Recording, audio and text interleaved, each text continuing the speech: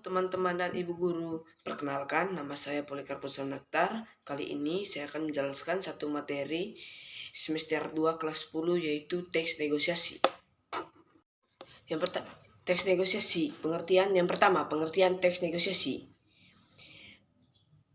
Menurut Kamus Besar Bahasa Indonesia atau KBBI, terdapat dua pengertian negosiasi, yaitu negosiasi adalah proses tawar-menawar untuk mencapai kesepakatan bersama antara satu pihak, kelompok atau organisasi dengan pihak yang lainnya. Negosiasi adalah penyelesaian sengketa secara damai melalui perundingan antara pihak yang bersengketa. Nah, dari dua pengertian tersebut bisa simpulkan bahwa teks negosiasi adalah sebuah teks yang memuat bentuk interaksi sosial dan berfungsi untuk mencari kesepakatan atau penyelesaian bersama. Tujuan teks negosiasi. Tujuan teks negosiasi adalah memperoleh kesepakatan untuk mencapai hasil terbaik dan keuntungan bersama. Tujuan tersebut dapat dicapai melalui kesamaan persepsi, mempersatukan perbedaan pendapat antara pihak-pihak yang memiliki kepentingan berbeda, dan mendapatkan kondisi penyelesaian atau solusi dari masalah yang dihadapi. Unsur teks negosiasi. Dalam teks negosiasi, terdapat unsur-unsur pembangun yang dapat kamu gunakan untuk memastikan teks tersebut merupakan sebuah teks negosiasi. Kira-kira apa saja? Partisipan pihak yang terlibat dalam negosiasi. Perbedaan kepentingan antara dua belah pihak, terjadi pengajuan dan penawaran. Menghasilkan persetujuan dan kesepakatan.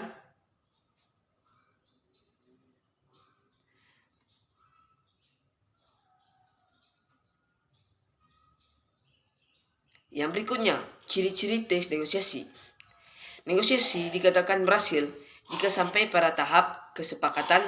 Adapun faktor-faktor penentu keberhasilan negosiasi antara lain kesediaan semua pihak untuk berkompromi dengan pihak lain, tidak ada pihak yang dirugikan, memiliki alasan yang dapat mengaruhi pihak lain, kesepakatan yang dicapai bersifat praktis atau dapat dilakukan.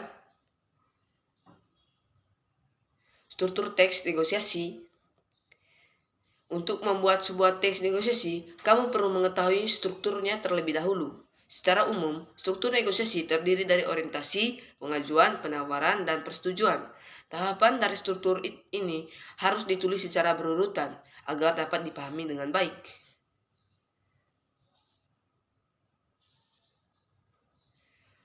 Struktur yang pertama yaitu 1. Orientasi. Bagian orientasi berisi pembuka atau hafalan sebuah negosiasi, biasanya berupa kata salam, sapa, dan sebagainya. Yang kedua, pengajuan. Pada bagian ini berisi permintaan dari salah satu pihak mengenai permasalahan yang dihadapi dan ingin diselesaikan. Yang ketiga, penawaran.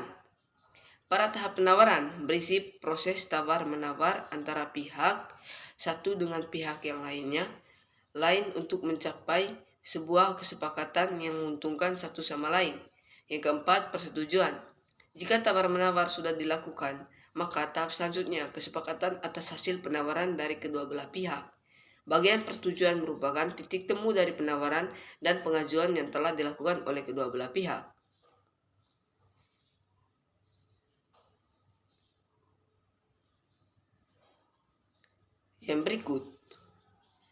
Yang berikut yang dalam teks negosiasi adalah jenis-jenis teks negosiasi. Teks negosiasi terbagi menjadi 3 jenis, yaitu teks negosiasi lisan, gabungan, dan tulisan. Ini penjelasannya. Teks negosiasi lisan. Jenis teks negosiasi lisan adalah teks yang dikemas dalam bentuk dialog. Contoh teksnya seperti dialog penawaran atau kesepakatan antara dua belah pihak, atau percakapan sehari-hari.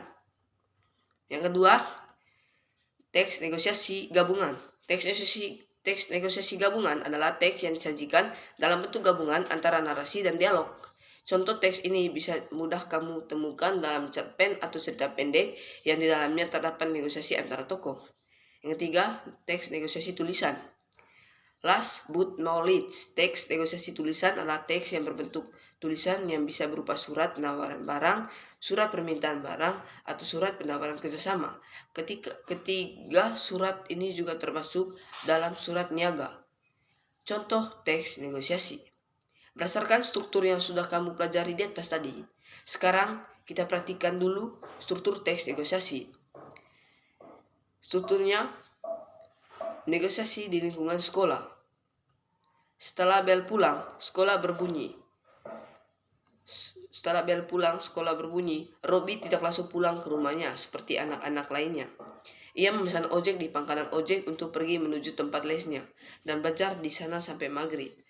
Robi, "Hai bang, bisa antarin saya nggak?" Abang ojek, "Hai Robi, mau ke tempat les ya?" Robi, "Iya bang, tempatnya di Candika. Ongkosnya berapa kalau dari sini?" Abang ojek, 20.000 dek.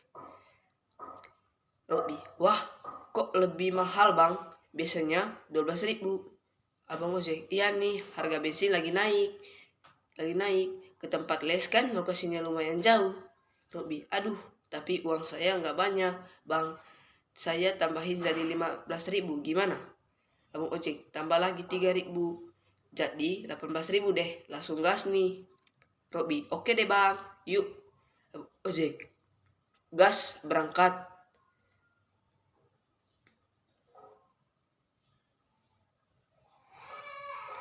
Kaidah kebahasaan teks negosiasi. Setiap teks memiliki kaidah kebahasaan yang menjadi ciri khas dari teks negosiasi. Terdapat kaidah kebahasaan yang digunakan apa saja ya? 1. Kalimat.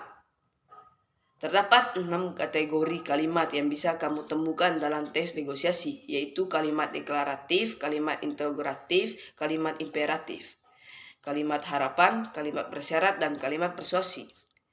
2. Kalimat deklaratif. Kalimat deklaratif adalah sebuah kalimat yang berisi pernyataan. Kalimat deklaratif disebut juga sebagai kalimat berita.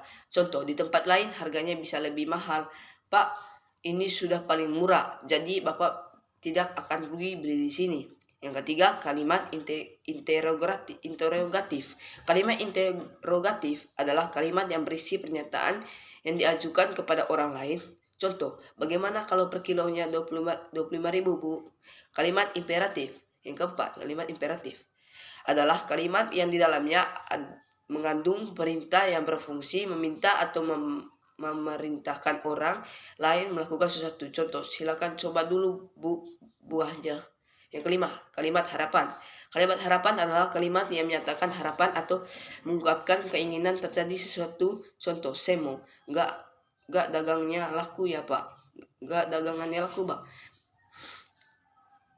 Yang keenam, kalimat bersyarat. Kalimat bersyarat adalah kalimat yang menandakan keberadaan sebuah kondisi atau peristiwa sebagai syarat untuk mencapai tujuan. Contohnya, "Ya sudah, saya ambil 3 bungkus, asalkan diberi diskon ya." 7. Kalimat persuasi. Kalimat persuasi adalah kalimat yang bertujuan untuk mengajak atau meyakinkan orang lain agar bersedia untuk mengikuti apa saja yang dikatakan padanya. Contoh, "Saya tidak jadi belanja kalau harga barang itu tidak bisa dikurangi." Konjungsi atau kata penghubung. Konjungsi atau kata sambung atau kata hubung adalah kata untuk menghubungkan kata-kata, ungkapan atau kalimat-kalimat dan sebagainya dan tidak untuk tujuan atau maksud lain. Konjungsi yang dapat kamu temukan pada teks negosiasi adalah konjungsi kausalitas. Yang kesembilan, konjungsi kausalitas. Konjungsi kausalitas adalah kata penghubung yang menyatakan sebab atau alasan dan akibat atau hasil dari suatu hal. Contoh, kalau kita adakan bakti sosial untuk warga di lingkungan sekitar sekolah, kita kurasa akan lebih berguna. Yang berikutnya, cara membuat teks negosiasi. Gimana sih cara membuat teks negosiasi? Yang pertama, persiapan atau perencanaan. Di tahap awal ini, tentukan tema dari kegiatan negosiasi. Contoh tema seperti kegiatan negosiasi untuk menentukan kebijakan tertentu dan sebagainya. Yang kedua, tentukan pihak yang berkaitan. Untuk tiap kegiatan negosiasi, perlu ditentukan siapa saja pihak-pihak yang berkaitan. Contohnya, untuk tema jual beli, tentukan siapa saja yang berperan untuk menjadi penjual dan pembeli. Yang ketiga, tentukan hal-hal yang dinegosiasikan. Selanjutnya, tentukan juga apa yang ingin dinegosiasikan dalam teks tersebut. Untuk tema jual beli, misalnya tentukan apa yang diperjualbelikan, apakah itu berupa barang atau jasa. Jangan lupa juga tentukan waktu dan tempat atau latar negosiasi. Yang keempat, siapkan argumen. Dalam tiap teks negosiasi, masing-masing pihak perlu mengutarakan apa saja yang diinginkan secara bijaksana melalui berbagai argumen. Yang kelima, rancangan kegiatan tawar-menawar dan penyelesaian masalah. Selain menyampaikan argumen, lakukan juga tawar-menawar antara pihak-pihak yang terlibat hingga tercapai sebuah kesepakatan.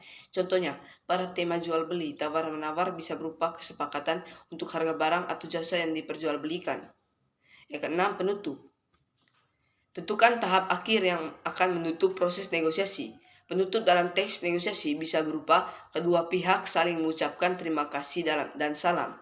Apabila negosiasi bersifat formal, maka teks juga bisa ditutup dengan kesepakatan tertulis dan penandatanganan dokumen tertentu antara pihak yang terlibat.